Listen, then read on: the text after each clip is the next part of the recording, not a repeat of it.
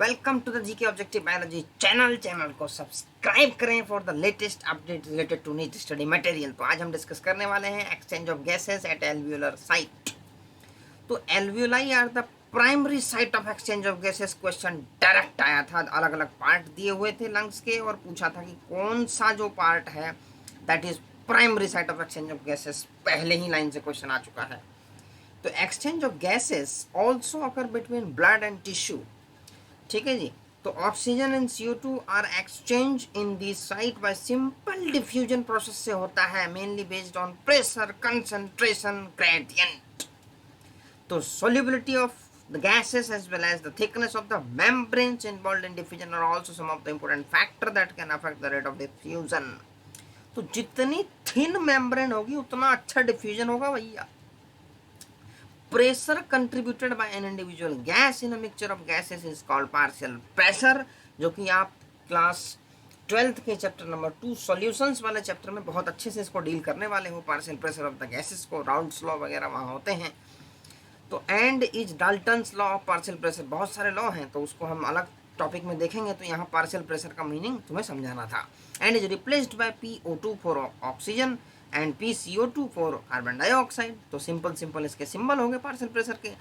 तो partial pressure of these two gases in the atmospheric air and the two sides of diffusion are given in table 17.1 यहाँ दिया हुआ है, discuss करेंगे। अब देखो क्या है कि रेस्पिरेटरी गैस है दो, ऑक्सीजन और कार्बन डाइऑक्साइड। अब एटमॉस्फेरिक एयर में अगर हम देखें तो ऑक्सीजन का पार्शियल प्रेशर बहुत ज़्यादा है और CO2 का पार्शियल प्रेशर बहुत कम है, सही बात है। एल्वियोलाई के अंदर 104 है ऑक्सीजन का और 40 है तुम्हारा मिलीमीटर Hg में देख रहे हैं हम, ये 40 है कार्बन डाइऑक्साइड का। ब्लड है डीऑक्सीजनेटेड और ये क्वेश्चन आ रखा है डीऑक्सीजनेटेड ऑक्सीजनेटेड में पूछा हुआ था। तो 40 होगा ऑक्सीजन, 95 होगा इसके अंदर, यहाँ 45 होगा तो यहाँ 40 होगा। ये कोई ज़्यादा डिफरेंस नहीं है CO2 में, ऑक्सीजनेटेड और डीऑक्सीजनेटेड में। ऑक्सीजनेटेड में 40 है तो डीऑक्सीजनेटेड में ओनली 45 है। ठीक है, तो थोड़ा बहुत CO2 ऑलवेज रहता है ब्लड के अंदर। तो टिश्यू के अंदर 40 और 45 का है, 40-45, तो डीऑक्सीजनेटेड और टिश्यू वाले सेम हैं पार्शियल प्रेशर। ठीक है जी। अब इस डायग्राम को समझो भैया।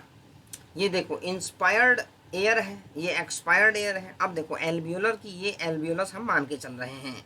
इसके अंदर जो ऑक्सीजन की है वो 104 मिलीमीटर Hg है, ऊपर भी हमने देख लिया है 104, और CO2 की 40 यहाँ भी दी हुई है 40। ठीक है जी, ये देखो 40 दी हुई है।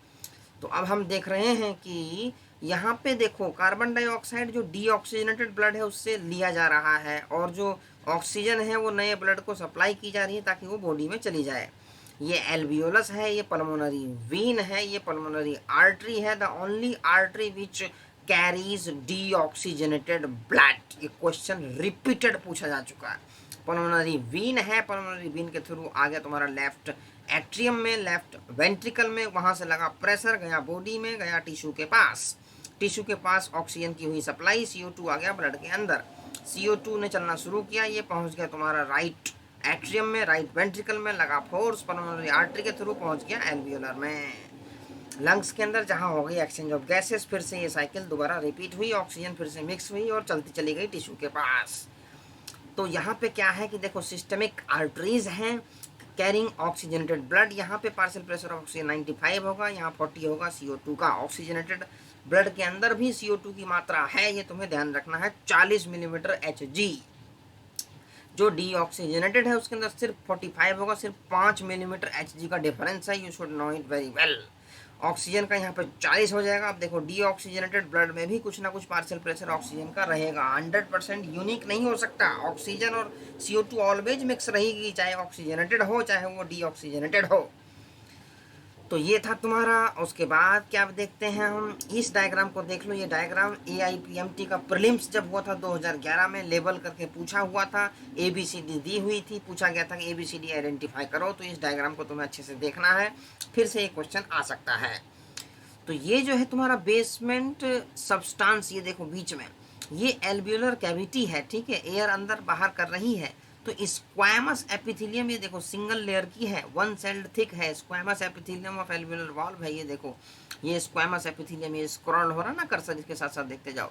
उसके बाद ये बीच में जो है ना वो बेसमेंट सब्सटेंस है। फिर एंडोथेलियम ऑफ ब्लड कैपिलरी, यहीं से एक्सचेंज होता है भैया। ये रेड ब्लड सेल्स है इसके अंदर, ब्लड कैपिलरी है बहुत फाइन सी, ठीक है जी। तो इस तरीके से एक्सचेंज होता है। ABCD करके पूछा हुआ था लेबलिंग, तो तुम्हें ये ध्यान होना चाहिए diagram. As the solubility of carbon dioxide is 20 to 25 times higher than oxygen, तुम्हें ध्यान रखना है कि solubility of the CO2 is higher than O2। The amount of CO2 that can diffuse through the diffusion membranes per unit difference in particle pressure is much higher compared to oxygen। CO2 का सब कुछ ज़्यादा भैया।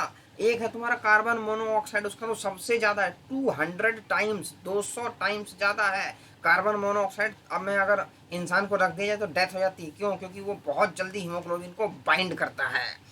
The diffusion of membranes is made up of 3 major layers. कौन कौन सी हैं? Thin squamous epithelium of alveoli है, एंडोथेलियम ऑफ एल्वियोलर कैपिलरीज है, and the basement substance composed of thin basement membrane supporting the squamous epithelium and the basement membrane surrounding the single layer endothelial cells of the capillaries.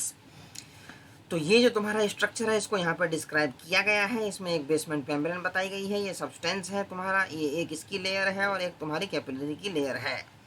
तो in between them however it's total thickness is much less than a millimetre, 1 mm से भी कम है। देख लो कितनी thin है, तभी तो oxygen का डिफ्यूजन होगा दोनों लेयर के बीच में। Therefore all the factors in our body are favourable for diffusion of O2 from alveoli to tissues and that of CO2 from tissue to alveoli. अब कहना ये चाह रहे हैं इसके अंदर ये कि देखो टिश्यू के पास कंडीशन ऐसी होती है कि CO2 का जो है ज़्यादा कंसंट्रेशन होता है, तो ये ऑटोमेटिक CO2 यहाँ से मूव कर जाएगी ब्लड के अंदर। यहाँ ऑक्सीजन का कम होता है तो ऑक्सीजन ऑटोमेटिक आएगी टिश्यू के अंदर। तो ये कहना चाह रही है कंडीशंस ऑटोमेटिक क्रिएट हो जाती है। तो जहाँ जिसको जो चाहिए उसके हिसाब से कंडीशन बना के रखता है। Partial pressure of oxygen CO2 उसके हिसाब से होती है ताकि फ्लो आसानी से एक्सचेंज ऑफ गैसेस हो पाए। तो इसके साथ ही ये जो तुम्हारा टॉपिक है exchange of gases at alveolar site and tissue site वो कंप्लीट हुआ।